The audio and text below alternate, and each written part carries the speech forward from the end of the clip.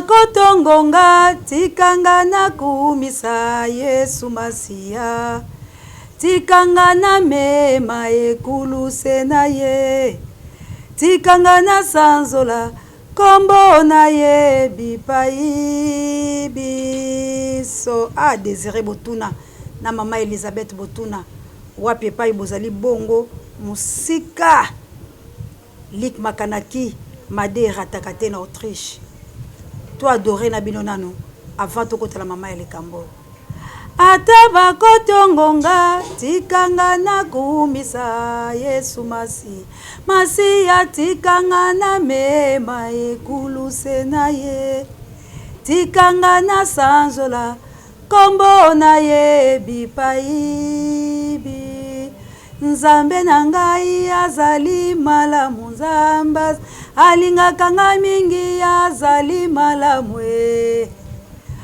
abongi Jules de Casso kazalaki la réalisation te mais tu adoré na ye notre adorateur moyembe monene ya nkolo na directeur na biso Pape Jen tolobi Nzambe azali malamu pamba te makambo ezali kosalama na République démocratique du Congo soki Nzambe te me ali pasi pe mawa na kolinga ba anticipelenga ba vidéo oyo po yango ndeto ko analyser lango ensemble bande ko balandi émission tolobela mboka Congo bozali ebele mama Célestine wana bo adorer mama Pierrette hein Mosakoli hein na français pe Mosakoli ya bikolo mama Clémence Dinanga na banzi ete to adorer na bino bana Nzambe hein yo na français hein obolinga raté na loba bakombo la bino mais bomi yebi tozali toujours ensemble biso la bino les États-Unis d'Amérique partout na Ituri na Manono bisika nyonso na South Africa autorité morale ba parlement Angola no bondi ya botard de bono ite na air émission comme la bino mamour d'Angola hein mamour na mokiteno Florence Matondo Mido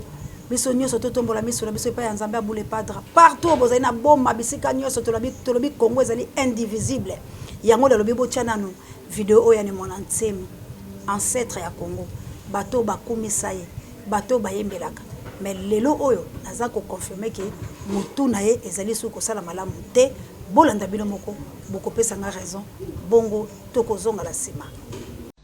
La RDC ezali ko bongate parce que c'est un amalgame de plusieurs peuples. Bakongo peuple mususu, Baluba peuple mususu, Bangala peuple, Baluba kalanga mususu pe mentalité mususu. C'est pourquoi ça ne se développe pas. Mais nous allons nous poser la question de savoir pourquoi le Congo belge était prospère. Natango Congo belge, Bangala, Baluba, Baswahili, Baswahili, Kolobake Mukongo Mundele. Parce que mentalité à Bakongo est semblable à Mundele. Et Natango Congo belge, ça marchait, le Congo belge, c'était un paradis parce que il y avait une race supérieure, les Belges, plus une race supérieure, les Bakongo, qui s'associaient et qui dirigeaient. Toute l'administration du Congo belge était maintenue par des Belges et des Bakongo, deux races supérieures.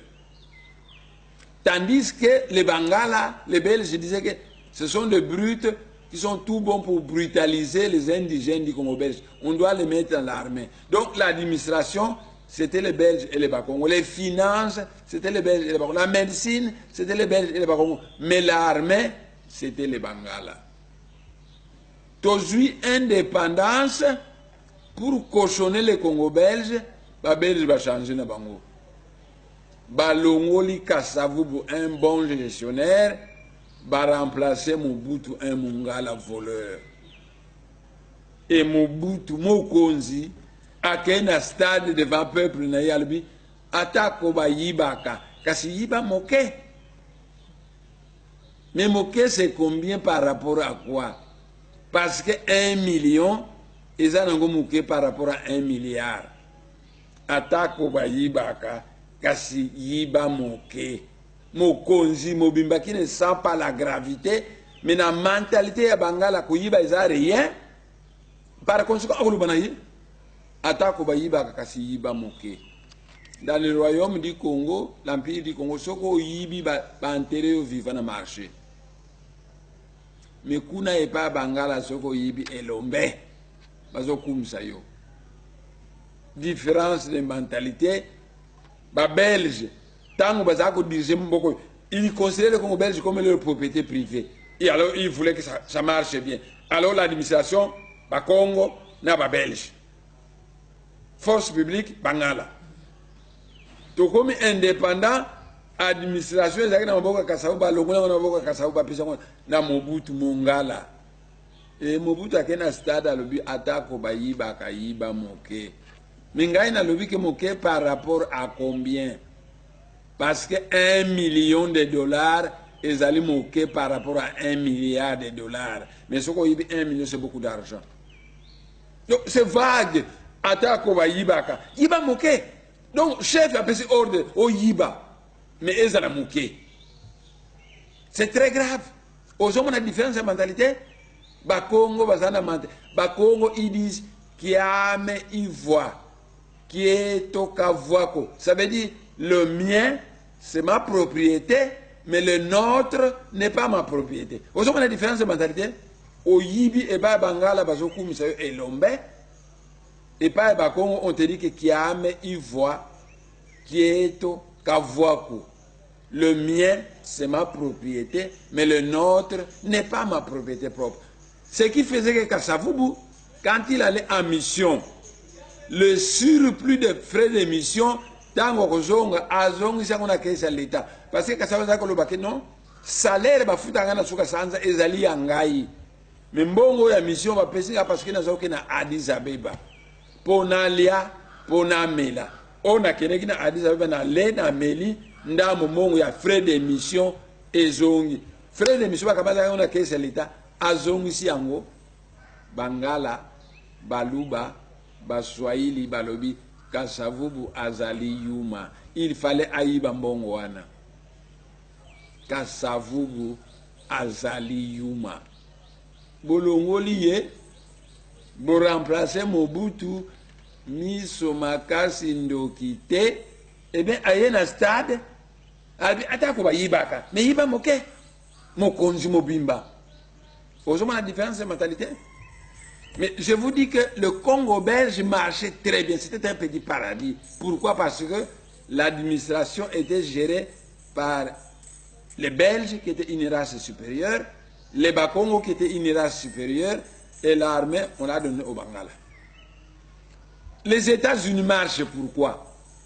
Mais il y a des peaux rouges là-bas, ils sont sous-développés. Il y a des noirs là-bas, ils sont sous-développés. Il y a des jaunes qui sont moitié-moitié. Mais pourquoi les États-Unis marchent? C'est parce qu'il y a une race supérieure aux États-Unis, les Blancs, et les Blancs imposent leur rythme aux Noirs, aux peaux rouges et aux jaunes. Donc les Noirs sont obligés de suivre le rythme des Blancs, les peaux rouges de suivre le rythme des Blancs, et finalement les États-Unis est développé. À cause de toutes ces races qui ont suivi le rythme de la race supérieure, les Blancs.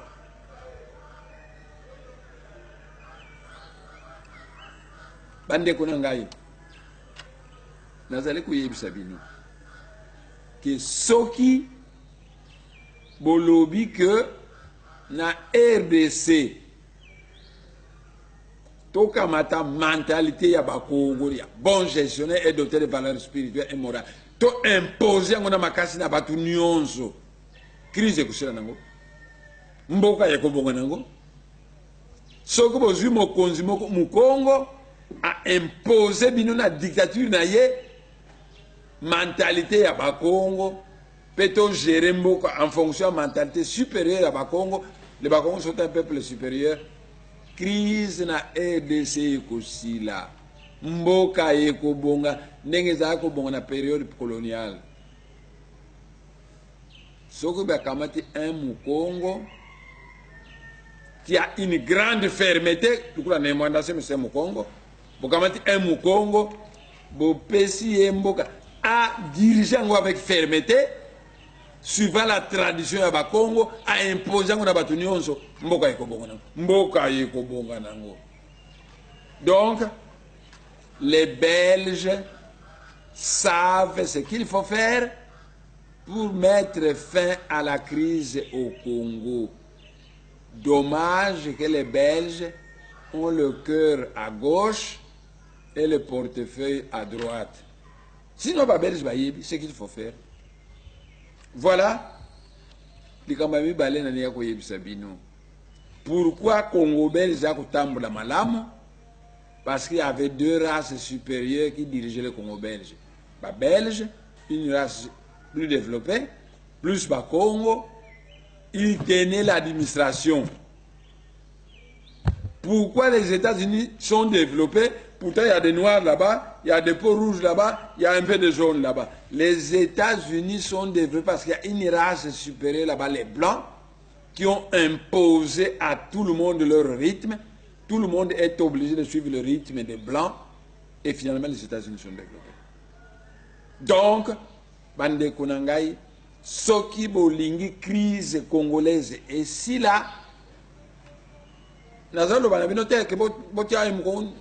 c'est votre problème, c'est votre problème. Mais je vous préviens que je vais vous dire ndenge na yebi li baluba ndenge na yengi bangala na baswahili ekubonga ngote na mantanje ya bino mais soki bolingi mboko na bino ebonga bozongisa un kasavubu au pouvoir a imposer bino mentalité ya bakongo. C'est une race supérieure et bokomona Congo belge ekubonga nango.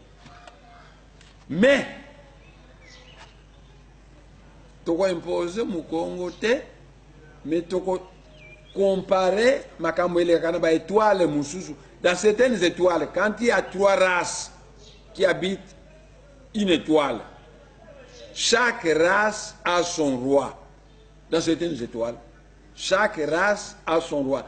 Et leur planète est dirigée par ces trois rois. Ils forment un présidium formé de trois rois. C'est eux qui dirigent, basent une décision ensemble. Et chaque roi a dicté à mon peuple naïe. Donc, ce que vous pouvez faire, vous devez éviter pour le moment d'avoir un président unique en RDC. Évitez un président unique. Dans le président Kabila, le président unique, il y a pas Swahili. Mais si vous avez un président Congo, il y a un sakanate, Kolongo la Congo na misala. Le gouvernement 48, Congo Basalité, évitez d'avoir un président unique. Le 1 plus 4, c'est une demi-vérité. Bossala en sorte que Congo Basana président de Bango, Baluba président de Bango, Bangala président de Bango, Baswahili président de Bango. Et ces quatre présidents vont former un présidium. Bakosala bango 4 villas somptueux comme les maisons blanches dans la cité du fleuve. C'est là qu'ils vont vivre et ils vont commander la RDC. Mais 4 présidents, pas un seul, s'il vous plaît, pas un seul. Bogotia nani Muluba, tribaliste. Bogotia nani Muswahili, trop tribaliste. Bogotia nani Mungala, trop léger. Bogotia nani Mukongo, mais bino boboyi ba Congo. Beaucoup misaka Lumumba, beaucoup misaka boboyi ba Congo. Alors dans le bina bino boye.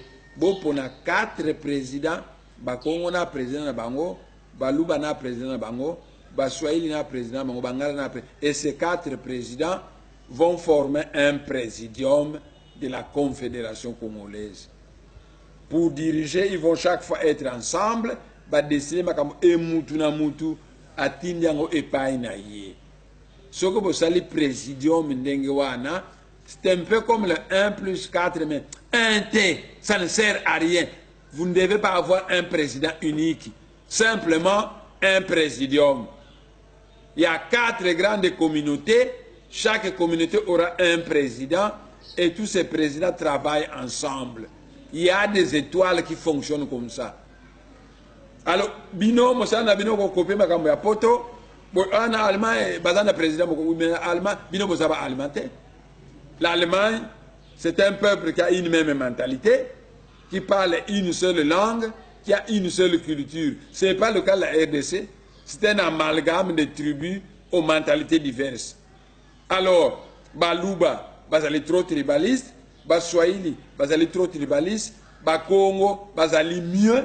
Bota la gestion à Kasavubu, Naya Mobutu, Naya Baswahili, ezali différent. Bangala, Balandi Bakongo, Bangala baza tribaliste makasité. Donc les Baluba très tribaliste, les Baswahili très tribaliste, Bakongo baza tribaliste c'était. et bangala balandi bango.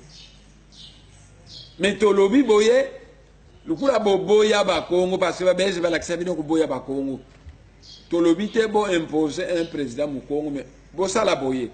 Ba Congo na président na bango, bangala pe ba président, baluba président, ba swahili président et bo sali présidium. Ces 4 présidents seront les membres du présidium qui dirige la République démocratique du Congo. Ça s'est fait dans certaines étoiles, ça marche, et qu'on peut marcher par Nabino, et qu'on peut sauvegarder l'unité Nabino. Parce que nous avons dit qu'on a la Congo est belé, Congo na posa balongo na bango na RDC.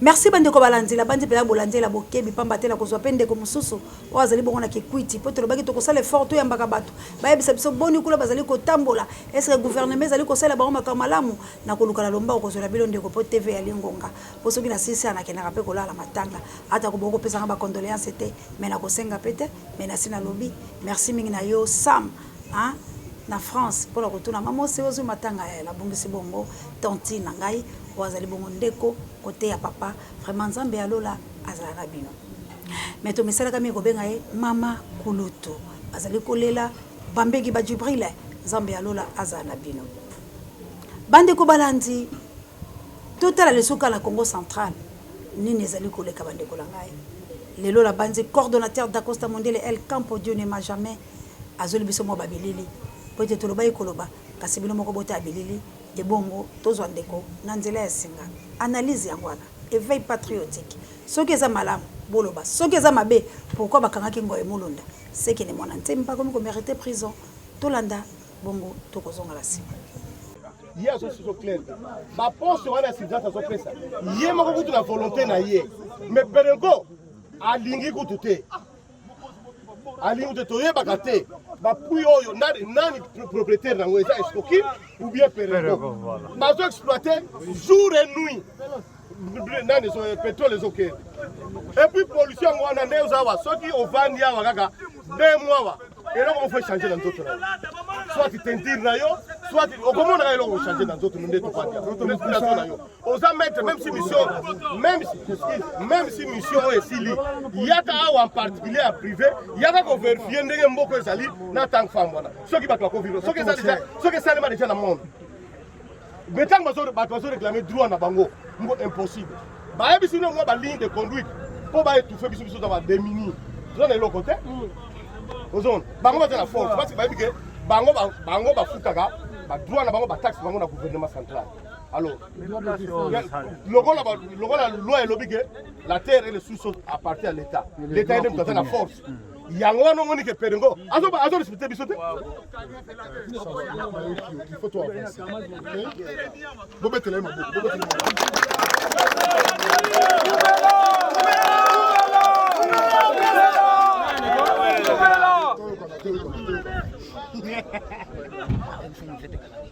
Maramba lobby est fondamental et capital. Maboko.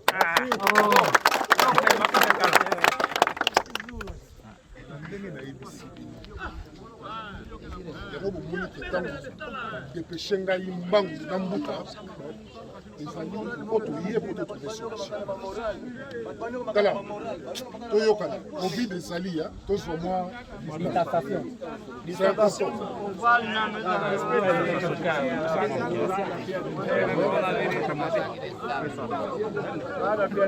alobi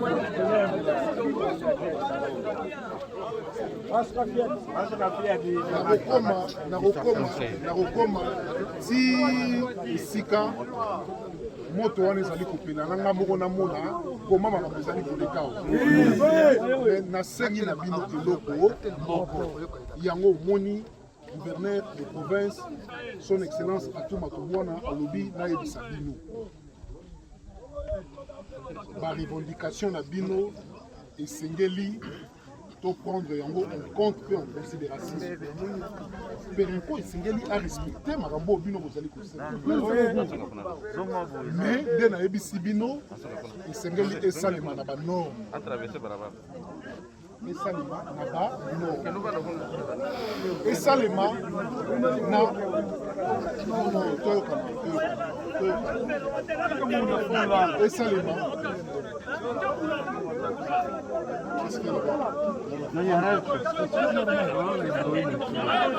bandeko balandi vraiment yako na Mariam Bambengi Badjibril pe libotelanga mobimba nzambe alola apambola pe merci encore une fois na adorateur Jude Capote tozongi tozali kozwa bongo ndeko na nzela ya singa pamba te tolaka kibilo tokozwa ndeko mopanzi sango za bongo na kikwite mbote mwana mboka. Oui mote.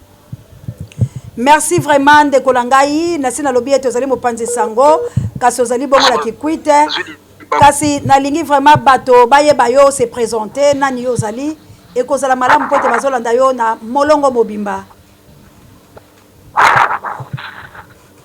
Merci beaucoup. Ngai nazali mopanzi sango. Voilà, nazali mopanzi sango, nazali bongo na province ya Kwilu actuellement. Kombo na ngai David Maele.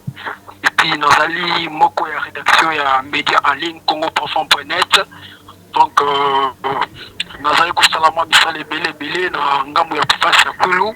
Actuellement nazali pembeni ya gouvernement provincial.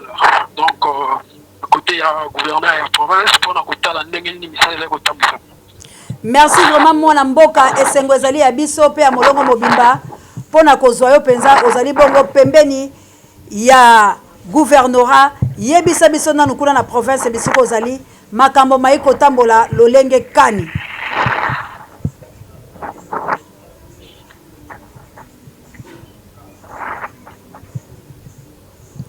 Bandeko balandi mwa kokoso kasi tokozonga kaka na ndeko poete boyoki bien ke yazali bongo kuna pembeni ya gouverneur kasi na gouvernorat kuna tolingi toyeba makambo nini maliko salama eske makambo maliko leka malamo eske kuna na province biso ya Kwilo musale yaliko salama yango tolobaki ete toza na ndeko poete tolobaki tokebisika loso alo mwana mboka tolingi toyeba bisika yo zali kuna na gouvernorat makambo ezokende lolenge kani. Oui, biso na exécutif provincial ya Kwilu misale zali kotambu isama bo elongo bani misale zali kotambu isama kitoko uto tamo konzi oto bengi gouverneur ya province akota ki ataki ebonga na ye lelo esali bongo bambula moko na basanza mitano tope inane 5 mois kasi kotala ndenge nini azosa misala na ye ekomona na miso bato ete ye azali parmi bakonzi ya mboka ya ba exécutif provincial oyo bakosala mosala na mboka na biso ya koleka sur le 26 province ya kokozala deja ndenge tokomona basondage bandeko mosusu bakobimisa ye azali toujours na ba 5e position 6e position ekolekisa ete akosala mosala Vraiment esika ozali te kozanga mbongo oyo tobengi ya rétrocession kozanga mbongo ya rétrocession na province okoya te kasi ye azali kobunda olobi likambo moko wana bato bayoki malamu te nini azali kozanga mwana mboka azali kozanga nini mbongo ya nini nalobi lokola rétrocession ezali koya te lelo mbula moko na sanza mitano mbongo ezali koya te kasi tata gouverneur azali kobongisa webi mikolo eleki na province ya Kwilu tata gouverneur azalaka locataire vice azalaka locataire pe président assemblée azalaka locataire kasi lelo boye ndenge na kolobela yo bazali susu balocataire te mwana mboka ecundala asalaki nyonso po ete bakoka kozwa bandako oyo bakovanda lelo esuki wana te akei lelo na baterritoire nyonso ya province ya Kwilu oyo ezali bongo mitano epai wapi awuti kotonga baclinique na bacentre moderne ya santé oyo eza kotongama ndenge moko mpe asali yango na mboka Kikwit oyo ezali capitale économique ya province ya Kwilu atongi clinique universitaire ya niveau moko mpona bandeko na biso bakosalaka médecine na université ya Kikwit bakoka kotanga na lolenge esengeli basala pratique na bango malamu mwana mboka Willy Tshundala oyo azali gouverneur ya province asuki wana te aya kotala makambo ya bakelasi ya se alobi ete asengeli kotia maboko na programme ya mokonzi ya mboka Félix Antoine Tshisekedi Tshilombo na oyo etali bakelasi ya se programme oyo tobengi ya gratuité ya enseignement nde azali kotonga na baterritoire ba bâtiment ya ba école tolozwa ndakisa na territoire ya Bakata oyo wapi atongi déjà na ba école mibale ya mozalaki bongo epe mbadu epi sika ye na epe tosalisana awa auti kotia lisusu libanga mosusu mpona kotonga epe monseigneur Modisu na territoire ya Idiofa mpe asali lolenge moko auti kotonga. Alo bandeko tokozala kaka pamba te wana ezali bongo toli mpe kosolala mwa ndeko kuna na ngambo ya Kikwiti esengeli toyoka ye bongo totuna mituna na banze ete bolandi malamo misala malamo oyo tata mokambi ya Kwilu ali kosala akutaki bandeko baye balocataire ya pesi bango mapango akutaki ba ekole ya lite ya pesi biteolo. Bekasi Alo akutaki bitelo bizali te ya sali mosala bongo nde tolingi pamba te alobi ata ko gratuité longo bali te. Alo déplacer no place ozali mwa mopepe déplacer no mwa mopepe ya lipo za en direct loba nalobi boye tango mwana mboka voilà nalobi tango mwana mboka wili tundala konzi na territoire ya Bakata bitelo malamu ezalaki te yango alobaki asengeli accompagner mokonzi ya mboka na programme na ye ya 100 jours ya gratuité ya enseignement oyo échoué na République démocratique du Congo esengeli atonga pe bitelo ya malamu mwana mboka. Alo tokolana mama lobini nalobi esengo ezali penza na mokambi ya Kwilu pamba te yazali kokendela gratuité d'enseignement mais na République démocratique du Congo na parti ya Kinshasa échoué na Équateur pe gratuité échoué COVID-19 ekangi pe siko ye akosala ndenge nese bala kuna bakokota kelasi po kelasi ekangami gratuité ekosala mate siko kuna bango bakokota ya zwi mbongo ngo wapi pa kotsa bango na kelasi po ete bakangi molongo mobimba po na COVID-19 tolobi boye biete ndenge mokonzi ya mboka Félix Antoine Tshisekedi balobaki esengeli bakanga bitelo ndenge moko pe elo ekangami kasi mokonzi ya mboka alobi ete na ntango bitelo ekangami bana bakotanga te akotika yango bongo te esengeli ye aprofite atonga otango bitelo kelasi ekozonga bana bazala bongo na bitelo ya malamu nde yango azali kokoba uta maladi oyo ya coronavirus ebandaki ye azali se kosala mosala kotonga babatima ya sika akokoba se kotonga yango tolobi te ezali kondeli olenge mpe ya kosunga mokokoko koakompane mokonzi ya mboka Félix Tshisekedi. Ok mwana mboka longonya penze komela tata mokonzi ya Kwilu kasi tolobi boye finance azali kozwa wapi pamba te totombeli ye longonya akutaki bandeko ne bali na ndako te ya pesi bango bandako mbongo oyo asombeli bango bandako wana azwi yango wapi nani akofinanse ye bitelo oyo akotonga nani apesi ye mbongo pamba te oyo lobaki ete mbongo ezali koyela ete mais azali kosala yango na mécanisme nini sembo ela biso nini toyokalana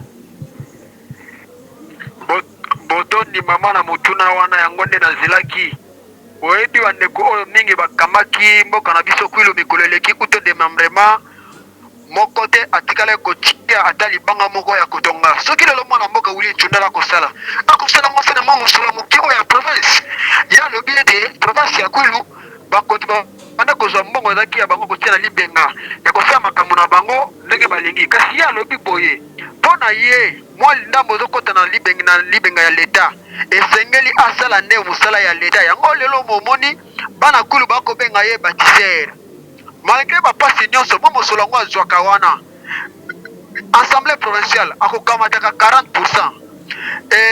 Bandeko oyo ya régie financière oyo bakosala yango bango bazwaka 30%. Ye mpe exécutif provincial akozwaka 30%. Kasi na 30% oyo ya akozwaka wana nde kopesa ye akosala mosala na yango esengeli apesa bandeko oyo bakosalaka mosala na ye kamwa mbongo muke po esengeli babika na mabota na bango na suka tsanza ilfo kanisa bango ndenge moko pe esengeli asala misala kaka na mwa muke wana yango nde mwana mboka wili sundala kosala yango nde bana Kwilu babengi ye bâtisseur po makambo ya boye tomona na ino te na mboka oyo ya Kwilu azali gouverneur ya Yambo lelo soki oleki partout na province bakotanga komona bakobenga ye bâtisseur kombo échanger pamba te balobi ete kombo oyo kotikala na mikanda ya mboka ezaka kombo ya bato oyo batongi oyo batie libanga oyo basali ndenge moko mpe lelo okomona neti makambo ya bakelasi Allo makambo ya bikotanga ekomi numérisé. Allo nakoyoka yo loba mwana mboka makambo ya kotanga lelo asigné contrat ya partenariat na bandeko na biso ya school lab bana kelasi bakotanga bazali na connexion ya internet ya ofele na bekole na bango bazali na facilité koaccéder na matière oyo ezali na baprogramme ya school lab wana na nzela ya bolingo ya volonté politique ya tata mokonzi ya mboka Willy Tshundala oyebi ete mpo kosala mosala esengeli d'abord misolo ezala mingi te kasi volonté baoyo bazalaki liboso na ye babandaki kozwa rétrocession babandaki kozwa bafonctionnement babandaki kozwa recette locale mais kasi batikaki elembo ata moko te sikoyo mwana mboka bato oyo balekaki liboso okoki kopesa biso te bakombola bango te koya te kasi na recette locale nde akosala mosala mwana mboka nayibo mwa maloba nalobi baoyo balekaki liboso bakombola bango banani na banani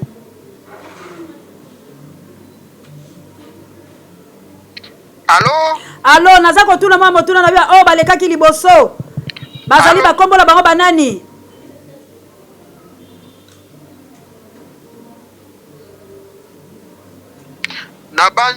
nabanzi makambo na koloba ezali bosolo pamba te yambo nazali mopatisa motuna nange ezali boye sango aza moto akobukaka lokuta te ezali bongo mwana mboka mwa motuna ezali boye nalobi bato balekaki liboso yamboke tata mokonzi ya sika kitana bakombola bango banani baoyo balekaki oyo batikaki ata libanga te bale bobele misolo ya leta pamba bakombola bango banani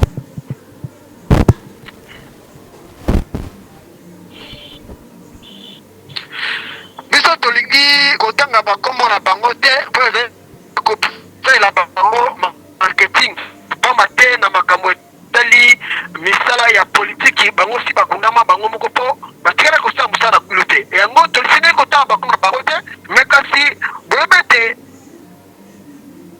na province ya kwilu ebandaki uto de membrement na bakomissaire mwana mboka Michel Balabala alaki commissaire général akendaki nsima mwana mboka Godel Kinyoka ye lokola gouverneur ya Yambo akei mwana mboka Michel Balabala kozonga lisusu lokola gouverneur après akei nsima ne awa nde Willy Tshundala asang donc nakoloba pole ete bagouverneur baleki déjà misatu mibale na province ya kulu ye azali ya misatu ok mwana mboka tozali kokele moke tozali pa kokele moke na mwa suka mpo tozwi apio leve mais tolingi toyeba nano misala makasi wana ya solo lobi recette yango ya province ya bino ya kwilu ekotaka boni misolo yango eutaka na bisika nini na nini soko koyi kotalisa biso mpo tomeka ta koyeba moto aza na financement te awa la capitale bakotindele mbongo te mazali moto akokumisa makasi mpe kofelicite ye misolo na bino to recette yango esekotaka wapi te ezalaka boni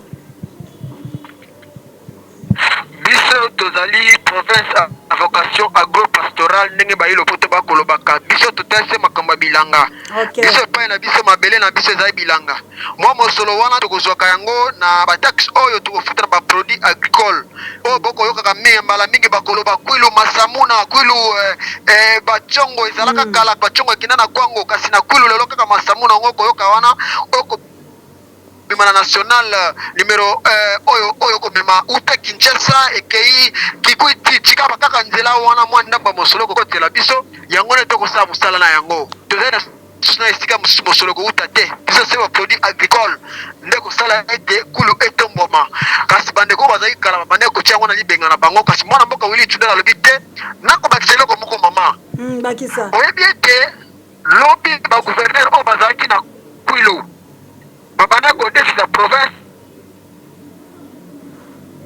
provincial ezalaka na motuka te kasi lelo mwana mboka Willy Tshundala adote gouvernement provincial na assemblée provinciale na mituka président assemblée lelo akotambola na motuka vice président akotambola na motuka ye gouverneur akoluwa esu motuka te akotambola na motuka leta vice na ndenge moko endambo baministre mpo akotambola na mituka ezali deja eloko ya kofélicité peuple pamba te nakala ezalaka te eza mbala ya moto mona ete bagouverneur bazoluwa lisusu bandako te bazoluwa lisusu mituka na bango te tala babiloko ya bongo mama vraiment merci mwana mboka mais moi motuna moko nalingi kotuna yo kaka lokola yo oza kotambola mingi mpenza na makambo etali baprovince epo ozali mingi kuna na Kwilu mais likamoko ezali ko bimela biso awa na banzi bande ko batali video yango yane mwana nsemi na Congo Central poete Congo kuna ya bandundu tope Kwilu balika ba Congo lolenge pe bande ko ya Congo Central bazali kasi ya lobi Congo Central ekabwana pamba te ya sengi na mboka Congo bazala na bakonzi minei alobi bakonzi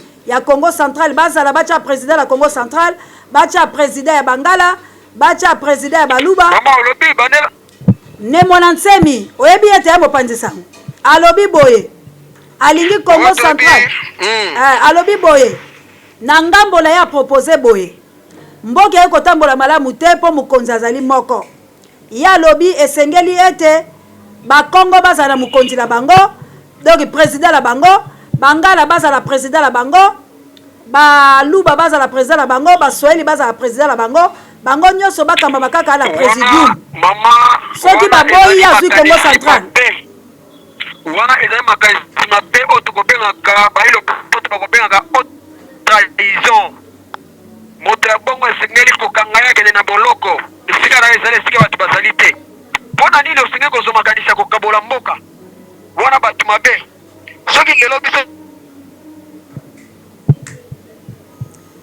succession katangese kasi yo lelo yo mutu olobi ete yo olingaka mboka okoyeli sino makanisi kokabola mboka na ntina nini wana azali mutu mabe yango nakotelemela ye akoloba ngo mutu ya bongo esengeli akende azonga lisusu na contrôle na CNPP pamba te eza makambo moko na monoko na ye te azali homme d'état eza makambo moko ekobima na monoko na ye te tozali kokondane yango avec dernier amnistie ntati bacongolais tosali tozalima na mboka tolobaki ete mboka na biso uto 1960 na frontière nango ezali se moko epuis ekotikala kokabwana te epuis la nationalité congolaise est exclusive esengeli kobakisama na mosusu te mpo na nini tokende kokikaba mpo na nini tokabola mboka mpo na nini totia bokabwani kati na biso ezali likanisi mabe ngai lokola mopanzi sango nakonie yango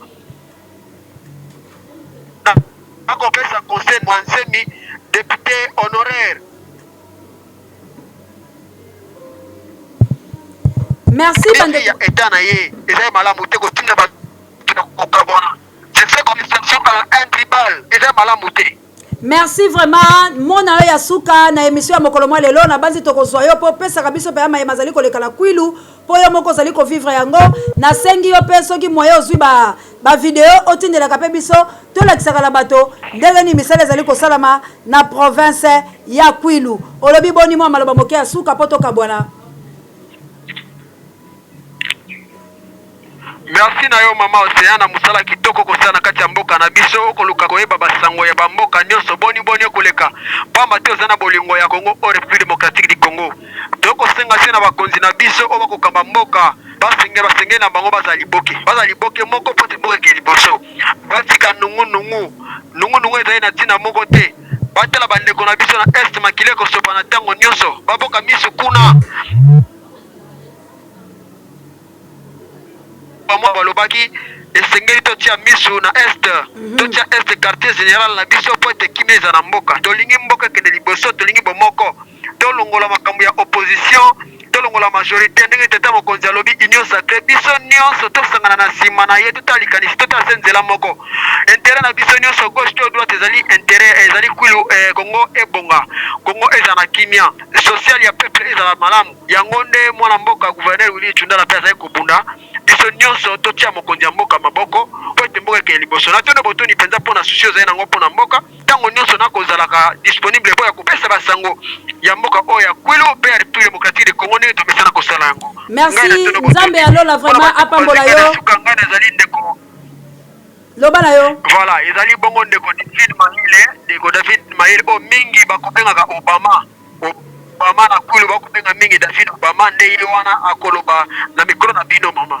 Merci mwana mboka atika matondi pe ezonge pai na yo bandeko balandi wala tozaki bongo na mopanzi sango oyo atindama na Kwilu kokele kotala makamuni ezali koleka kuna pe bomoni apesi bino réalité ya Kwilu ezalaki bongo David Obama ndela yende tosukisi émission na mokolo malelo na banzi boyoki alobi lokola mopanzi sango apesi opinion na ye biso l'océan tozalaka mitema mabete tokata ka maloba ya batote nde topesi bino na awa nde penza toche point final ya mokolo mo lelo. Merci encore une fois l'équipe technique wana moni bongo adorateur Judeka, réalisateur ya Océan du Congo moto oya sala kama kambo pobino bosepela. Merci encore une fois Nada Costa Mundele El Campo Dieu ne m'a jamais wala bongo coordonnateur ya Océan du Congo ye moto simba kama kambo ebele et tobola biso kaka koloba. Merci na Pape Dieu directeur recherche stratégique. Merci la Sango Mokonzi pareil abemiso babiso et puis pour la ninité ba ninga nyoso oyo bolanda kabiso kila me plus 49 bokile lokondo FMP4 partout vous êtes bande kolangai